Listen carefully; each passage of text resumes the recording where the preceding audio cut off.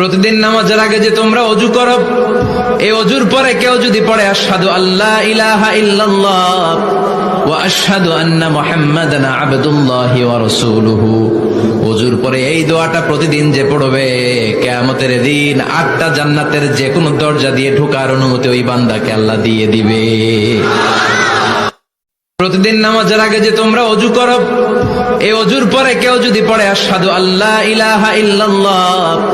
ওয়া আশহাদু আন্না মুহাম্মাদান আবদুল্লাহি ওয়া রাসূলুহু, ওযুর পরে এই দোয়াটা প্রতিদিন যে পড়বে, কিয়ামতের দিন 8টা জান্নাতের যে কোনো দরজা দিয়ে ঢোকার অনুমতি ওই বান্দাকে আল্লাহ দিয়ে দিবে।